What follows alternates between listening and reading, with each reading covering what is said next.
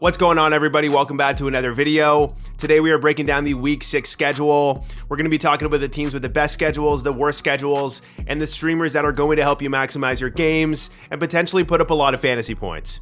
Without further ado, let's dive right into it. First off, I just want to give you guys some new ads that you could potentially add for long term. I've talked about these guys in some of my most recent videos and some of my videos a couple of weeks ago, but I still think they are must-add players, so definitely take a look at them. We have Valerie Nichushkin, who's going to be on the first line power play for the next couple of weeks with Arturi Lehkonen out. We have Riley Smith, who's on the first line power play right now on the Penguins. We have Patrick Laine, who just returned from his injury. He's been a point per game player on the Blue Jackets in the last 2 seasons, so I expect him to start having some big games. We have Stuart Skinner, who I do expect to bounce back. I think the Oilers are going to start winning some games, and he has complete control of the net with Jack Campbell down in the AHL, so it's worth taking a look at Stuart Skinner. We have Sean Couturier and Cam Atkinson. They've been solid all year. I think their roster percentage is too low. First line power play. Great stuff. We have Alex Iafallo and Cole Perfetti. They're both on the first line power play right now, getting decent deployment and also putting up some good points. We have Kaden Guhle, who puts up amazing peripherals, and he's actually producing pretty well despite not getting virtually any power play time. So definitely take a look at Kaden Guhle. We have Jared Spurgeon, who just came back from injury. He's been pretty solid over the last couple of seasons, so definitely worth taking a look at him. Then finally, we have Sam Bennett, who is returning tonight. He's had some bad injury luck this season, but he is a guy that has been pretty solid over the last couple of years, especially on the Panthers. He puts up a lot of shots and hits, and he plays on the line with Matt Tkachuk as well. So definitely take a look at adding Sam Bennett. Now I want to talk about the teams with the most games and off nights. The number one team is the Anaheim Ducks this week. They have 4 games and 3 off nights. But I will say that there's a lot of teams with 2 games this week, so you might have open spots on those heavy nights like Tuesday, Thursday, and Saturday. Off nights might not mean as much as they normally do. Either way, guys, the Ducks are a good option to stream. Then we have the Islanders and the Kraken. Both have 4 games and 2 off nights. Very solid as well.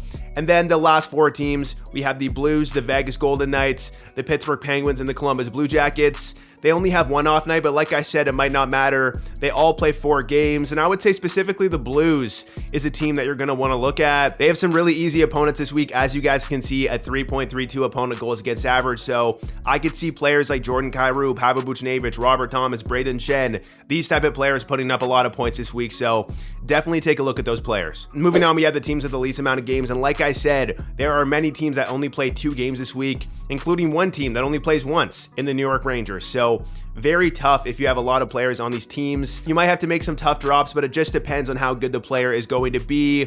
You're not going to be dropping superstars just because they play 2 games a week, guys. To list this off, we have the Rangers, who only play 1 game, and then we have the Sharks, the Capitals, the Los Angeles Kings, the Predators, the Dallas Stars, the Boston Bruins, the Ottawa Senators, the Carolina Hurricanes, the Minnesota Wild, the Detroit Red Wings, and the Toronto Maple Leafs, only having 2 games this week. I wouldn't suggest picking up players from these teams. If you have a lot of players on these teams, you're just going to have to deal with it and cross your fingers that they can put up a lot of points despite only playing 2 games. Next up, we have the teams that have the easiest opponent records. We have the Tampa Bay Lightning, the Vancouver Canucks, the New York Islanders, the Florida Panthers, and the Chicago Blackhawks. There's a good chance that the players on these teams put up a lot of points and the goalies on these teams get some wins as well, so it's worth taking a look at some of the players on the waiver wire on these teams. Next up, we have the teams with the hardest opponent records. We have the Montreal Canadiens, the New Jersey Devils, the Buffalo Sabres, the Washington Capitals, and the Los Angeles Kings. If you have a lot of players on these teams, they might underperform this week, and the goalies on these teams may not get many wins as well, so it is what it is. Next up, I want to highlight some players from the Ducks. Like I said, they have the best off-night schedule this week. 4 games and 3 off nights, so if you happen to have very heavy nights on Tuesday, Thursday, and Saturday, it could be worth taking a look at the players on the Ducks. To list this off, we have Troy Terry, Mason McTavish, Frank Vetrano, Trevor Zegras, who I do think will bounce back.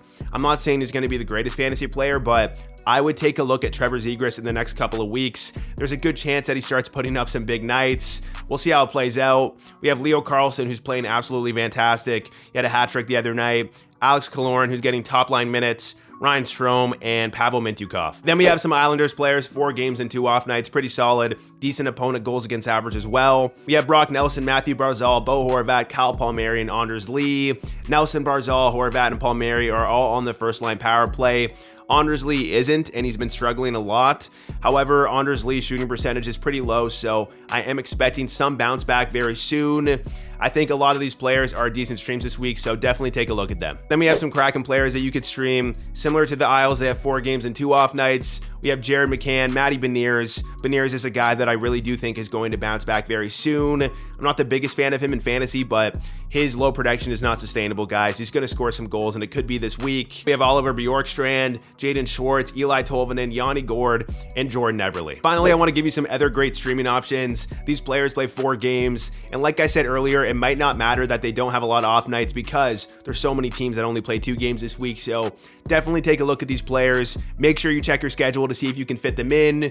We have Jordan Kyrou, Pavel Buchnevich, and Robert Thomas. Like I said, the Blues have a very easy opponent goals against average, so there's a good chance that these guys put up a lot of points this week, especially Jordan Kyrou. His bounce back is coming, guys. I could see him having a 3 or 4 point night this week. We have Patrick Laine and Boone Jenner, very solid players, top line minutes on the first line power play. We have Riley Smith, who's on that first line power play, Braden Shen on the Blues, who's on the first line power play, and then Johnny Gaudreau, who I am expecting to bounce back. This week could be the week, guys. His production is not sustainable. He's going to start putting up some points. Then we have a tier break, guys that are still great streams, but I don't think they're of the upper echelon.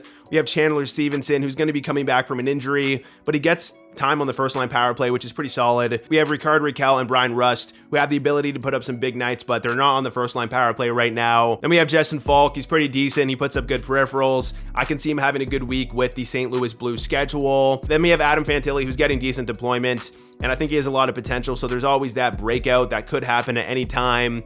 We have Kirill Marchenko. Don't love the deployment, but he is on a little bit of a streak right now. He got scratched, and he has come back with vengeance. He's a guy that definitely has the ability to score goals, so keep an eye on him. Then we have Ivan Barbashev, who doesn't have the best deployment, but he's on the first line. And then William Karlsson. I could see Karlsson slowing down soon, but he is putting up so many points, so it's worth taking a look at him for this week and see if he can keep it up. All right, that's the end of the video, guys. Hit that like button, hit that subscribe button, and I will catch you in the next one.